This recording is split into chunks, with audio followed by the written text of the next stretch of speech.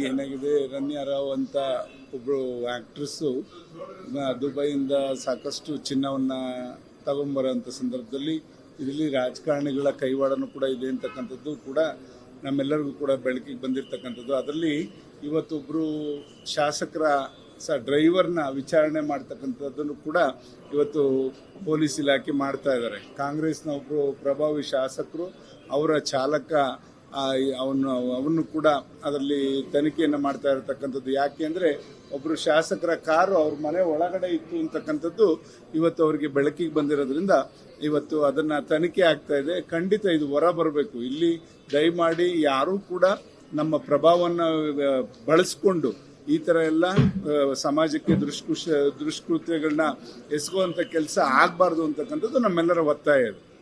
ಜೊತೆಗೆ ಇವತ್ತೇನು ಸರ್ಕಾರ ಹೂಡಿಕೆದಾರರು ಹೆಚ್ಚಿನದಾಗಿ ನಮ್ಮ ರಾಜ್ಯಕ್ಕೆ ಬರ್ತಾ ಇದ್ದಾರೆ ಅಂತಕ್ಕಂಥದ್ದನ್ನ ಬೀಗ್ತಾ ಇದ್ದಾರೆ.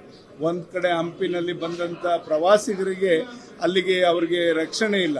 ಈ ಎಲ್ಲಿಂದ ಪ್ರವಾಸಿಗರು ನಮ್ಮ ರಾಜ್ಯಕ್ಕೆ ಬರೋಕ್ಕೆ ಮುಂದಾಗ್ತಾರೆ? ಮತ್ತು ಇದೇನಾದರೂ ಕೂಡ ಅಂತಾರಾಷ್ಟ್ರೀಯ ಮಟ್ಟದಲ್ಲೆಲ್ಲ ಚರ್ಚೆ ಆಗೋಕ್ಕೆ ಶುರುವಾದರೆ ನಿಮ್ಮ ಹೂಡಿಕೆದಾರರು ಎಲ್ಲಿಂದ ಬರ್ತಾರೆ? ಅದರಿಂದ ರಕ್ಷಣೆ ಬಂದಂಥವ್ರಿಗೆ ರಕ್ಷಣೆ ಕೊಡ್ತಕ್ಕಂಥದ್ದು ಇಲ್ಲಿ ಸ್ಥಳೀಕರಿಗೆ ಮತ್ತು ಹೊರಗಿಂದ ಪ್ರವಾಸಿಗರು ಬಂದಂಥವ್ರಿಗೆ ಎಲ್ರಿಗೂ ಕೂಡ ರಕ್ಷಣೆ ಕೊಡೋದ್ರಲ್ಲಿ ಈ ಸರ್ಕಾರ ವಿಫಲವಾಗಿದೆ ಅಂತ ಹೇಳಲಿಕ್ಕೆ ಬಯಸ್ತೇನೆ. ಈಗ ಯಾರೇ ಆಗಲಿ ಕಾನೂನು ಬಾಹಿರವಾಗಿ ಯಾರು ಕೊಟ್ಟರು ಕೂಡ ಅದು ತಪ್ಪು.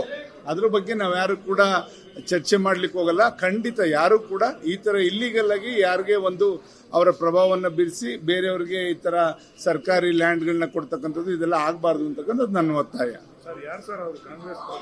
ನಿಮಗೆ ಗೊತ್ತಾಗ್ತದೆ, ಅದು ಇವತ್ತು ಮಾಧ್ಯಮದಲ್ಲಿ ತಾವೇ ಕೂಡ ಬಿತ್ತರಿಸಿದ್ದೀರಿ, ಅದೆಲ್ಲ ಇದೆ. ಆದ್ರಿಂದ ಅದು ತನಿಖೆ ಆಗ್ತದೆ.